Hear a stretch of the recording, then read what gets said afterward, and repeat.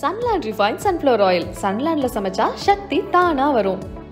Visit India's first underwater tunnel aquarium at VGP Marine Kingdom, Chennai. எனக்கு அப்ப எவ்வளவோ நல்லவன். இப்ப அந்த அப்ப யாரு தெரியுதா? டாக்டர் கலைஞர். இவர் யாரு தெரியுதா? திராவிட மாடலின் திருவாளர் ஸ்டாலின். அழைக்கிறேன் இந்தியாவை காப்பாற்ற. சீமான் அவர்கள் பேசியது இருந்தாலும் நான் சொல்லலாம்னு நினைக்கிறேன். சும்மா எதையுமே பார்க்காம நேற்றுலேருந்து முந்தா நாள்லேருந்து நாங்கள் குதிச்சுட்டு அவர் ஒன்றும் செய்யலை இவர் ஒன்றும் செய்யலை அப்படிங்கிறதுனா இந்த மாதிரியான விஷயங்களுக்கு நம்ம பதில் சொல்ல வேண்டிய அவசியமே கிடையாது. சிங்கங்கள் தங்களுடைய சரித்திரங்களை சரியாக எழுதவில்லை என்றால் வேட்டைக்காரர்கள் எழுதியதே சரித்திரம் என்று தவறாக பதியப்பட்டுவிடும். பொய்யா பேசுறவங்களுக்கு நம்ம பதில் சொல்லி நம்மளுடைய எனர்ஜியை வேஸ்ட் பண்ண அப்படி பேசின ஒரு மனிதர் தான் திரு கமலஹாசன் அவர்கள். குடும்ப அரசியல் அப்படின்னு அவர் ஒரு இடத்துல டார்ச்சை காட்டிட்டு இன்னைக்கு அதே குடும்ப அரசியல் சொல்ற இடத்துல இன்னைக்கு உங்களோட கூட்டணி வைக்கிறதுக்கான காரணம் என்னவா? இப்போ ரீசெண்டாக நீங்கள் பிரச்சாரத்துக்கு போகும்போது இந்த நிறைய வெறுப்புகள் சம்பந்தமாக ஒரு விஷயம் போய் நாங்கள் மக்களை கண்டு பயந்து ஓடுவோர்களாக இருந்தால் அப்படியே போயிருந்துருக்கலாம். அவங்க குறையை சொல்கிறாங்க இல்லையா, அதை மட்டும் எடுத்து போட்டுட்டு இவங்க அதை திருச்சி விடுறது. நீங்கள் வேணும்னாலும் அந்த வீடியோவை செக் பண்ணுங்க, ஃபுல் டைம் வீடியோவை செக் பண்ணுங்க. கருணாநிதி முதலமைச்சர் வந்தாரு, அதுக்கு பிறகு ஸ்டாலின், அதுக்கு பிறகு உதயநிதி ஸ்டாலின். இந்த மாதிரி பேசுகின்ற இந்த குற்றச்சாட்டெல்லாம் அபத்தமான குற்றச்சாட்டு. நீட் தேர்வுல இருந்து சிஏஏக்கு அங்கீகாரம் கொடுத்ததுல இருந்து வேளாண் சட்டங்கள் வரை இன்றைக்கு பாஜகவிற்கு அடிமையாக இருக்கின்ற இவர்கள் இதை பேச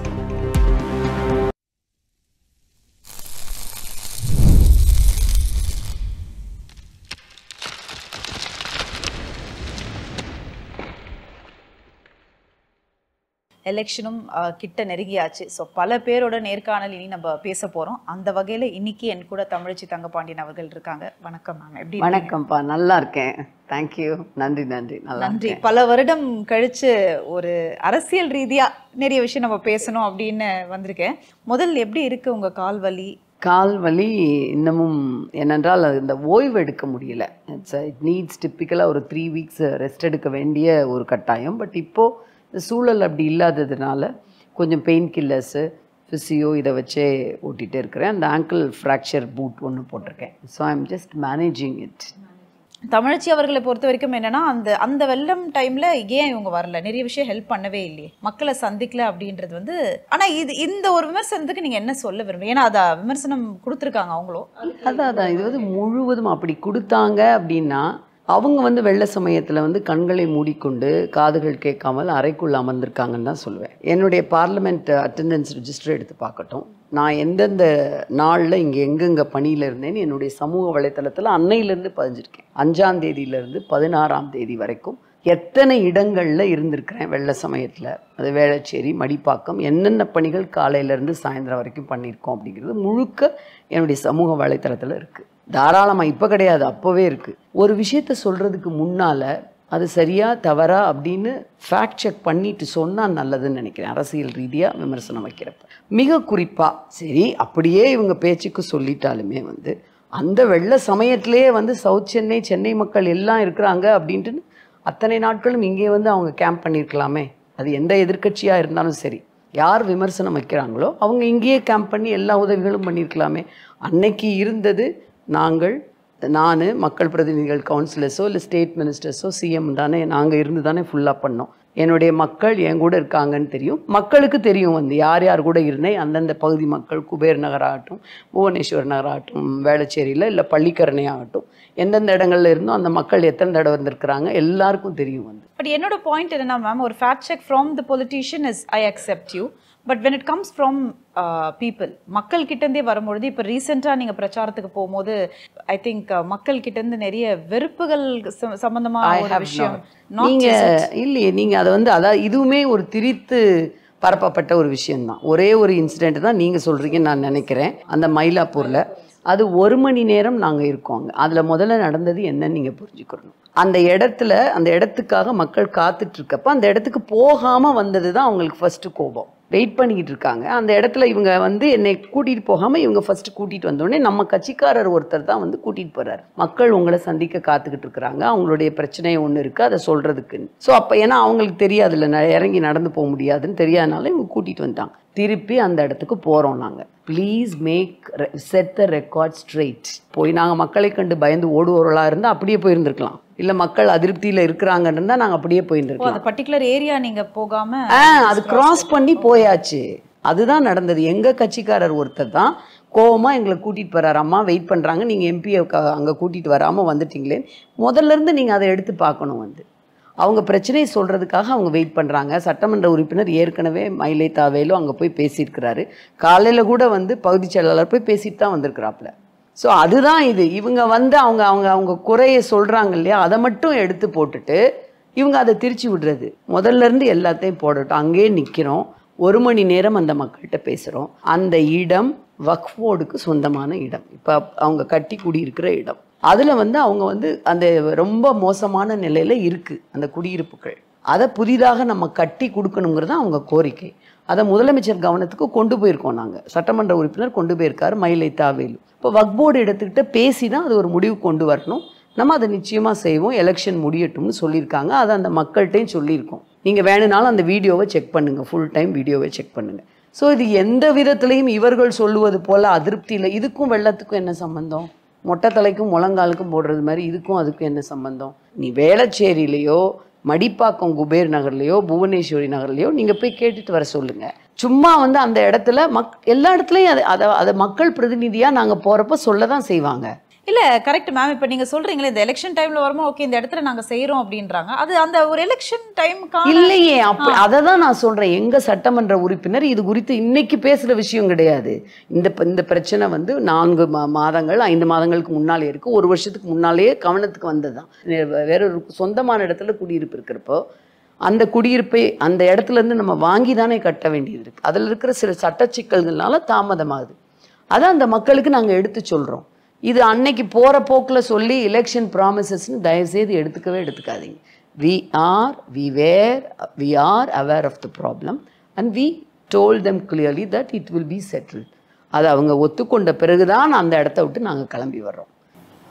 கருணாநிதி முதலமைச்சர் இருந்தாரு, அதுக்கு பிறகு ஸ்டாலின், அதுக்கு பிறகு உதயநிதி ஸ்டாலின் வர்றதுக்கு இன்றைக்கு அவர் ஒரு அமைச்சர் இலாக்காவை கொடுத்து எல்லா தமிழ்நாடு பூரா சூறாவளி சுற்றுப்பயணம் அனுப்பியிருக்காரு.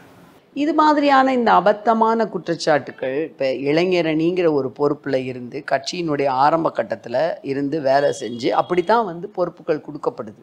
இப்போ யாருக்குமே நான் சொன்ன மாதிரி வந்து எடுத்த உடனே இப்போ நான் வந்து 2007 வந்து என்னுடைய வேலையை விடுறேன், 2019 எலெக்ஷனுக்கு டிக்கெட் கொடுக்குறாங்க. இது மாதிரி நான் எத்தனையோ எடுத்துக்காட்டுகளை சொல்லலாம். தமிழ்நாட்டினுடைய உரிமைகளை டெல்லிக்கு அடகு வைத்து விட்டு இந்த மாதிரி பேசுகின்ற இந்த குற்றச்சாட்டெல்லாம் அபத்தமான குற்றச்சாட்டு. நீட் தேர்வுலேருந்து சிஏஏவுக்கு அங்கீகாரம் கொடுத்ததுலேருந்து வேளாண் சட்டங்கள் வரை இன்றைக்கு பாஜகவிற்கு அடிமையாக இருக்கின்ற இவர்கள் இதை பேசக்கூடாது. அண்ட் தமிழச்சி வெர்சஸ் தமிழிசை, இது என்ன சொல்ல விரும்புறீங்க, எப்படி பார்க்குறீங்க? ரொம்ப பரபரப்பாக போயிட்டுருக்கு அப்படின்ற ஒரு நல்ல தோழிகள், நல்ல நண்பர்கள் 2 பேரும் அருகருகே குடியிருந்தோம். இந்த அப்பாவும் கோஷன் பிளாக்ல. ஸோ அரசியல் ரீதியாக வேறு இடத்துல இருக்கலாம், கொள்கை ரீதியாக எதிரெதிர் துருவங்களில் இருக்கலாமே ஒழிய மற்றபடி வந்து நல்ல ஆரோக்கியமான நட்பை பேணுகிறவர்கள். எங்கே பார்த்தாலுமே வந்து நல்ல முறையில் பேசிக்கிறதும் நலம் விசாரித்து கொள்வதும் எல்லா விஷயங்கள்லையும் வந்து குடும்ப ரீதியாக வந்து அன்பை பரிமாறிக்கொள்வது. ஸோ அதனால் இங்கே வந்து வேர்சஸ்ங்கிறதுலாம் வந்து நான் அது ஒரு விஷயமாகவே பார்க்கல. வந்து நிறைய குற்றச்சாட்டு வைக்கிறாங்களே, அவங்க வைக்கிற எந்த குற்றச்சாட்டு இருந்தாலும் நான் அதுக்கு பதில் சொல்கிறேன். இப்போ எந்த குற்றச்சாட்டுக்கு பதில் சொல்லிட்டேன். அதில் எந்த குற்றச்சாட்டாக இருந்தாலும் நேரடியாக அந்த குற்றச்சாட்டுக்கு நான் பதில் சொல்வேன். அது கொள்கை ரீதியாக அரசியல் ரீதியாக I am ready to answer. இப்போ சொன்னீங்க சொல்லியாச்சு, அதுக்கு அது மாதிரி எது வச்சாலுமே சொல்லலாம். பட் அதற்காக இது வர்சஸ் அவங்க அப்படிலாம் நான் அதை பார்க்குறதே கிடையாது. அந்த மாதிரியான ஒரு அரசியல் செய்கின்ற பெண்ணே கிடையாது. நான் என்னுடைய விஷயங்களை பாசிட்டிவாக சொல்லி இதை நான் செஞ்சுருக்கோம், இதை நாங்கள் வந்து செய்யலான் இருக்கோம். இதுதான் என்னுடைய செயல்பாடு. என்னுடைய பாராளுமன்ற பேச்சுக்கள் இருக்குது, பாராளுமன்றத்தில் நான் செஞ்ச விஷயங்கள் இருக்குது, தொகுதிக்காக எத்தனை விஷயங்கள் பேசியிருக்கேன், எந்தெந்த துறைகள் பேசியிருக்கிறேன். இன்றைக்கு தான் வர்ச்சுவலாக உலகம் மக்களுடைய உள்ளங்கையில் இருக்குது. எல்லாரும் எல்லாத்தையும் பார்க்குறாங்க. யார் யார் தமிழ்நாட்டுக்காக பேசுகிறார்கள், தமிழ்நாட்டுக்கு குரல் கொடுக்குறாங்க, யார் யார் தமிழ்நாட்டுக்கு உரிமைகளுக்காக இருக்கிறாங்க, எல்லாமே தெரியும். குறிப்பாக தென் சென்னை மக்களுக்கு மிக நன்றாகவே தெரியும். அதனால் நான் அதை அப்படி பார்க்கவே இல்லை. ஒரு வயசான திட்டு பேர் அவன் காட்டுக்குள்ள இடம் வந்தாலும் கலந்துருவேன். காதில் இருக்குது, கழுத்தில் இருக்குது, சட்டப்பையில் இருக்குது, டவுசருக்குள்ள இருக்குது. இது நான் ஏற்கனவே இதை பார்த்துருக்கேன். இது வந்து நம்ம பதில் சொல்ல வேண்டிய அவசியமே இல்லாத ஒரு வீடியோ சீமான் அவர்கள் பேசியது. இருந்தாலும் நான் சொல்லலான்னு நினைக்கிறேன். கண்ணொளி வழங்குகின்ற திட்டம், கேட்ராக்ட் ஆப்ரேஷனுங்கிற ஒரு விஷயத்தை இந்தியாவிலே 70 முதலாக முன்னெடுத்தது தலைவர் கலைஞர் தான். கை ரிக்ஷா ஒழிப்பு, நான் சொல்கிறதெல்லாம் எத்தனை வருஷத்துக்கு முன்னால் இருக்கிற ஹிஸ்ட்ரி. குடிசை மாற்று வாரியங்கள், குடிசைகளை எல்லாம் கான்கிரீட் வீடுகளாக்கின்ற திட்டங்கள், அதிலிருந்து நீங்கள் ஆரம்பிச்சிங்க அப்படின்னா முத்தமிழறிஞர் தலைவர் கலைஞர் சமூக நீதியை பேஸாக வச்சு போட்டது தான். 1989 வந்து பெண்களுக்கு சொத்துரிமை இந்தியாவிலே கொடுத்த முதல் மாநிலம் எதுங்க? தமிழ்நாடு. சும்மா வந்து எதையுமே பார்க்காம நேற்றுலேருந்து முந்தா நாள்லேருந்து நாங்கள் வந்து குதிச்சுட்டு அவர் ஒன்றும் செய்யலை இவர் ஒன்றும் செய்யலை அப்படிங்கிறதுனா இந்த மாதிரியான விஷயங்களுக்கு நம்ம பதில் சொல்ல வேண்டிய அவசியமே கிடையாது. அதாவது முழுவதுமாக பெண்களுக்கான அத்தனை விஷயங்களையும் முன்னெடுத்தது தலைவர் கலைஞர்னா அது அடுத்தடுத்த கட்டங்களுக்கு. இப்போ 40% அரசு பணிகளில் பெண்களுக்கு இட ஒதுக்கீடுன்னு அவர் கொண்டு வந்தார்னா இன்றைக்கி இவர் நம்முடைய சீஃப் மினிஸ்டர் 50%. இன்றைக்கி எத்தனை கவுன்சிலர்ஸ் இருக்காங்க உள்ளாட்சி அமைப்புகள்? 100க்கும் அதிகமான கவுன்சிலர்ஸ் இருக்காங்க. சென்னை மேயரை நீங்கள் எடுத்துக்கோங்க, நம்முடைய பட்டியலினத்தை சார்ந்த முதல் பெண் மேயர். இது வரைக்கும் சென்னை டேர்ம் ஃபுல்லாக கம்ப்ளீட் பண்ண மேயர் கிடையாது. there was one woman mayor in 200 years of corporation historyல. அவங்களும் ஃபுல் டேர்ம் கம்ப்ளீட் பண்ணல. இவங்க தான் ஃபுல் டேர்மை கம்ப்ளீட் பண்ண போகிற ஃபர்ஸ்ட் உமன் மேயர். அருந்ததியதற்கு உள் ஒதுக்கீடு, இப்படி எத்தனை விஷயங்கள் நீங்கள் பார்த்தீங்கன்னா ஒவ்வொரு முறையும் திமுக ஆட்சிக்கு வர்றப்பெல்லாம் அதை ரொம்ப ரொம்ப கான்ஷியஸாக இந்த ஒடுக்கப்பட்ட மக்களுக்கு என்ற விஷயத்தை முதலாக சொல்கின்ற அளவிற்கு பெருமையோடு சொல்கின்ற அளவுக்கு கொண்டு வந்தது டாக்டர் கலைஞர் தான். இதுக்கு முன்னால் இப்போ சென்னையிலேருந்து வந்திருக்கின்ற இந்த முதலமைச்சர் டெல்லி பக்கம் வந்திருப்பாரானே தெரியாது. டெல்லிங்கிற ஒன்று இருக்குமா என்னன்னு கூட தெரியாது. ஆனால் இன்னைக்கு இவர் பேசியிருக்கிற பேச்சை கேட்ட பிறகு தெளிவாக தெரியுது, உலகம் இவரை ஒரு நாள் உற்று கவனிக்க போகிறது. He was the one who voiced for federal rights way back in National Development Council in Delhi. இதெல்லாம் வந்து மறந்துட்டு இந்த மாதிரி பேசுறவங்களுக்கு வந்து நம்ம பதில் சொல்லணும். ஆனால் எல்லாருமே சொல்றது கலைஞர் ஐயாவே அவ்வளோ பேர் சொல்றது இல்லை மேம். அடுத்த வரக்கூடிய தலைமுறை, அது ஸ்டாலின் சாராக இருக்கட்டும், உதயநிதியாக இருக்கட்டும், இப்படி தானே குற்றச்சாட்டுகள் வருது. அது நான் என்ன சொல்றேன், குற்றச்சாட்டுகளை வைப்பதற்கு முன்பாக நான் அதை தாங்க நான் பல இடத்துல சொல்வேன். சிங்கங்கள் தங்களுடைய சரித்திரங்களை சரியாக எழுதவில்லை என்றால் வேட்டைக்காரர்கள் எழுதியதே சரித்திரம் என்று தவறாக பதியப்பட்டு விடும். எல்லா திட்டங்களும் வந்து இவங்க ஒரே வார்த்தையில் ஃப்ரீ பீஸ் அப்படின்ட்டு போகிறாங்க. இல்லை ஒரே வார்த்தையில் இதெல்லாம் வந்து ரொம்ப தமிழக பெண்களை கேவலப்படுத்துகிற மாதிரி இதெல்லாம் பிச்சைன்னெலாம் சொல்லிட்டு போகிற போக்கெல்லாம் இருக்குது. எல்லாத்துக்கும் அடிப்படை சமூக நீதி தான். எல்லாருக்கும் எல்லாம் கிடைக்கணும் அப்படிங்கிறது தான். அதுலேருந்து தான் எடுத்துகிட்டு போகிறாங்க. அவர் செஞ்சதில் இல்லை இன்னைக்கு தமிழக முதலமைச்சர் செய்கிறதுல ஒரு கால்வாசியை கூட செய்ய முடியாதவர்கள் குற்றச்சாட்டு வைக்கிறதுக்கு என்ன இருக்குது? இருந்தாங்கல்ல, அவங்க ஆட்சியில் 12 வருடங்கள் இருந்தாங்கல்ல, அப்போ எல்லாத்துலையும் இதெல்லாம் செஞ்சுருக்கலாம்ல. வந்து எதையுமே செய்யாமல் இருந்துட்டு எல்லாத்தையும் ஒன்றிய அரசுக்கு அடிவருடிட்டி தமிழ்நாட்டினுடைய உரிமைகளை எல்லாம் அடகு வைத்து விட்டு அதை செய்யலை இதை செய்யலை அப்படின்னு பொய்யா பேசுகிறவங்களுக்கு நம்ம பதில் சொல்லி நம்மளுடைய எனர்ஜியை வேஸ்ட் பண்ண அப்படி வேண்டிய பேசின அவசியம் ஒரு மனிதர் தான் திரு கமலஹாசன் அவர்கள். குடும்ப அரசியல் அப்படின்னு அவர் ஒரு இடத்துல டார்ச்சை காட்டிட்டு இன்னைக்கு அதே குடும்ப அரசியல் சொல்ற இடத்துல வந்துட்டு இன்னைக்கு உங்களோட கூட்டணி வைக்கிறதுக்கான காரணம் என்னவா? இல்ல அதுதான் அவர் எப்படி விமர்சிக்க போறீங்க? இல்ல அது அவர் ரொம்ப வந்து தெளிவா சொல்லியிருந்தார். அதாவது ஒரு பொது எதிரியை எதிர்க்கும் பொழுது இன்னைக்கு இருக்கிற ஒரு மிக அபாயகரமான சூழல் வந்து இனிமே இந்த தேர்தல்ல பாஜக ஒருவேளை ஜெயிக்காது, ஒருவேளை அப்படி ஒரு அபாயம் நேர்ந்தால் ஜனநாயகம் இருக்காது, சமத்துவம் இருக்காது, சமதர்மம் இருக்காது. அது மாதிரியான ஒரு சூழல்ல ஒரு பொது எதிரியை இருக்கிறப்போ ஒரு புரிதல் வரும். வந்து எல்லாரும் அதே நேரத்தில் இல்லாமல் அவர் வந்து எங்களுடைய கட்சியோடு நெருங்கி வரும்பொழுது எங்கள் கட்சி எப்படி அதனுடைய செயல் திட்டம் என்ன, எப்படி ஹவு வி ஃபங்க்ஷன்ங்கிறது அவருக்கு புரிஞ்சுக்கிறதுக்கு ஒரு சந்தர்ப்பம் வந்து அப்ப தெரியாம தான் அந்த வார்த்தையை விட்டுருப்பாரு. அது நீங்க அவர்கிட்ட தான் கேட்கணும். நான் அப்படி சொல்லல, அந்த வார்த்தையை அவர் விட்டாரா என்னங்கிறத பத்தி நான் சொல்லலை. But now he is friendly with us, we are in coalition. அவர் அதை ஓப்பனாக அதை அக்செப்ட் பண்ணியிருக்கிறாரு. இந்த சூழலில் வந்து இப்போ நீங்கள் அப்படி பார்த்தீங்க அப்படின்னா நம்மளுடைய பேரறிஞர் அண்ணா வந்து ஒரு பக்கம் ராஜாஜி கூட்டணி, மூதறிஞர் ராஜாஜி, இன்னொரு பக்கம் ராமமூர்த்தி, கம்யூனிஸ்ட்டு, இந்த பக்கம் சுதந்திரா கட்சி, ரெண்டுமே நேரெதிர் திசையில் இருக்கிறவங்க, உங்களுக்கு தெரியும், கொள்கை ரீதியாக வேறுபட்டவர்கள். அவங்கள இணைச்சி ஒரு கூட்டணி அமைக்கிறாரு. இப்போ கேட்குறாரு இல்லஸ்ட்ரேட்டட் வீக்லியிலேருந்து, you have alliance in your party, the rightist Rajaji and the leftist Ramamurthy, how do you define your பார்ட்டின்னு கேட்குறாங்க. அதுக்கு அண்ணா சொல்கிறார், my party, I am not worried about the rightist or the leftist one now at the moment. My party is the right party with the right principles with the right to oppose a common enemy. அதுக்காக தான் இன்றைக்கி எல்லாருமே சேர்ந்து ஒரு பொது எதிரியை திரும்பவும் வரவே கூடாது என்கின்ற வகையிலே அத்தனை பேரும் ஒன்றாக இணைந்திருக்கின்றோம். அந்த இணைந்திருக்கின்றோம் நீங்கள் சொல்கிற ஒரு விஷயம் ma'am, I come with the same thing what you said, the right party, the right principle. Do you think your party is right and the principles are right? இது மக்களுக்கு நிறைய விஷயத்தில் கரெக்டாக போகுதுன்னு நினைக்கிறீங்களா? இன்றைக்கி கமல் சாரோட ஒரு கூட்டணியும் வந்து மக்களிடம் பேசப்படக்கூடிய ஒரு விஷயம் என்னன்னா, தனியாக நிற்கும் பொழுது அவருக்கான சில ஃப்ளாஸ் இருக்கும் பொழுது அகெயின் ஒரு கூட்டணியாக இங்கே ஸ்ட்ராங்காக இருக்குமோ, since now we fell the function of this party would be right அப்படின்னு ஜாயின் பண்ணியிருக்காரோ அப்படின்ற ஒரு கேள்வி எழும்புது. இதற்கு உங்களோட பதில்? மை பார்ட்டி இஸ், நீங்கள் ஒரு பிராவ்தான் ஒரு ரஷ்யாவோட ஜேர்னல் கேட்குறாங்க கலைஞர்கிட்ட, explain your party in a single sentence. அவர் சொல்கிறாரு, என்னுடைய பார்ட்டி வந்து ஜனநாயகம், அரசியலில் ஜனநாயகம், பொருளாதாரத்தில் சமத்துவம், சமூகத்தில் சமதர்மம், இதுதான் எங்கள் கட்சி கொள்கை செல்நெறிங்கிறார். கொடூரமான ட்ரக்கோனியன் லாஸ் எத்தனை கொண்டு வந்திருக்காங்க, ஆர்டினன்சஸ், மக்களை பாதிக்கின்ற அவ்வளவு சட்டங்கள் வந்து இந்த 5 வருஷத்தில் இந்த 10 வருஷத்தில் கொண்டு வர்றாங்க. பாஜக முழுமையாக எதிர்த்து வாக்களித்தது மக்களுக்காக, மக்களுடைய உரிமைகளுக்காக நிற்கப் போகின்ற கட்சி யார்? டிஎம்கே தான். So as a proud DMKN, I will say that my party is the right party with the right principle, going in the right direction to maintain, to stand up for the rights of the Tamilians. இப்போ உங்களுக்கு எதிராக நிற்கக்கூடிய தமிழிசை அவர்கள் சொல்கிற ஒரு விஷயமும் வந்து குற்றச்சாட்டு. ஆனால் அரசியல் அப்படின்னும் பொழுது அஃப்கோர்ஸ் வாக்கு கேட்கும் பொழுது நிறைய விஷயம் வரும். என்ன செஞ்சுருக்காங்க, இந்த பர்டிகுலர் இடத்துல என்ன ஏன் வரலை அப்படின்ற பல குற்றச்சாட்டுகள் வருது. இப்போ நீங்களே சொல்கிறீங்க ஒரு நல்ல ஃப்ரெண்ட், பட் இன்னைக்கு அரசியல் ரீதியாக வரும்பொழுது எதிர் அணியில் இருக்கீங்கன்னு. அப்போ தமிழிசை அவர்கள் என்ன சொல்ல விரும்புகிறீங்க? தெளிவாக நான் சொல்லியிருக்கிறேன் என்ன செஞ்சுருக்கோம். இப்போ பள்ளிக்கரணை சதுப்புன்றதற்காக எத்தனை விஷயங்கள் செஞ்சுருக்கிறோம். பள்ளிக்கரணை சதுப்பு நிலம் அந்த மேம்படுத்தப்பட்ட விஷயம் என்பது குறித்து படுத்தப்பட வேண்டும் என்று கிட்டத்தட்ட 5 முறை பாராளுமன்றத்தில் பேசியிருக்கோம். அதுக்கு இப்போ ராம்சார் அங்கீகாரமும் வந்திருக்கு. இப்போ ராம்சார் அங்கீகாரம் வந்ததுக்கு நீங்கள் என்ன செஞ்சுருக்கீங்கன்னு கேட்கலாம். குளோபல் கிளைமேட் கவுன்சில்னு ஒன்று இருக்குது. அந்த குளோபல் கிளைமேட் கவுன்சிலில் ஒரு ஃபண்டுக்கு அப்ளை பண்ணி பள்ளிக்கரணைக்காக இப்போ வாங்கியிருக்கோம். அது தமிழ்நாடு கவர்மெண்ட் மூலமாக.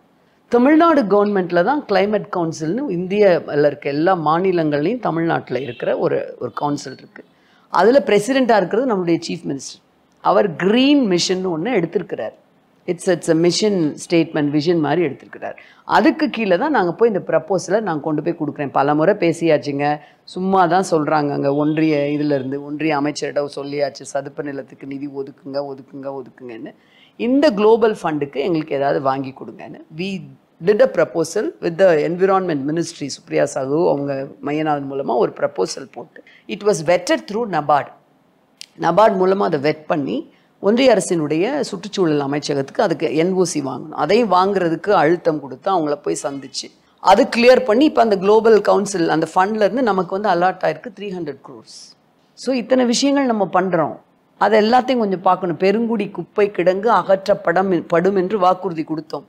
2 வருஷம் அதிமுக ஆட்சி, ஒன்றியத்தில் பாஜக ஆட்சி, ஒன்றுமே பண்ணலை. எங்களுடைய ஆட்சி வந்த உடனேயே முதல்ல அதை தான் அழுத்தம் கொடுத்து இப்போ பயோமைனிங் முறையில் 98% நீங்கள் இப்போ கேமராவை எடுத்துகிட்டு போய் அங்கே பார்க்கலாம். நீங்கள் the work is complete. So இப்படி நாங்கள் வந்து செஞ்சதை சொல்லி தான் வாக்கு கேட்குறோம். நீங்கள் எங்கேயோ இருந்து இன்னைக்கு தென்சென்னை தொகுதிக்கு வந்துட்டு அது செய்யலை இது செய்யலைன்னு சொல்கிறதுக்கு முன்னால் கொஞ்சம் ஃபேக்ட் செக் பண்ணிட்டு சொன்னால் நல்லதுங்கிறது தான் என்னுடைய கருத்து.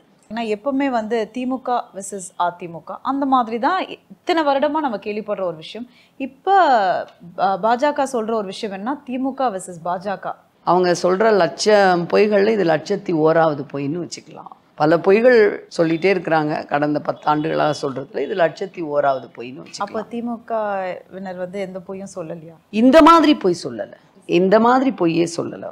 நாங்கள் வந்து பொய்யே சொல்லலை அப்படிங்கிறதுக்கு நீங்கள் இழுத்துட்டு போகிறீங்க நீங்கள் அரசியல் கட்சிகள்னு.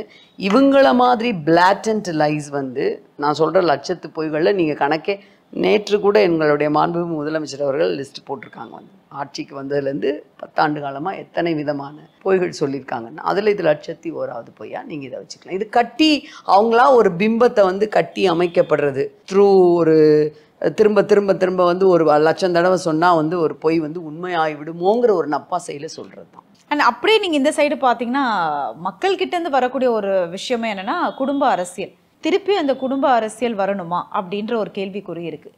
எனக்கு என்னென்னா ஃபஸ்ட்டு உங்ககிட்ட கேட்கக்கூடிய ஒரு விஷயம் என்ன, பொதுவாக நான் ஒரு தமிழச்சி தங்கப்பாண்டியன் அவர்களாக கேட்கல, பொதுவாக ஒரு குடும்ப அரசியல் இருக்குன்றது நீங்கள் ஏதாவது ஒரு தருணத்தில் உணர்றீங்களா? என்ன சொல்ல வரும்? ஆமாம், இப்போ நீங்கள் மற்ற கட்சிகளை போல திராவிட முன்னேற்ற கழகம் கிடையாது. நாங்கள் பல இடங்களில் சொன்னது தான், உணர்ந்தது தான். இது வந்து ஒரு ஆழமான குடும்ப பாசம் மிக்க ஒரு இயக்கம் தான். இப்போ நீங்கள் எடுத்துக்கிட்டிங்கன்னா என்னுடைய தம்பியினுடைய பெயர் தென்னரசு.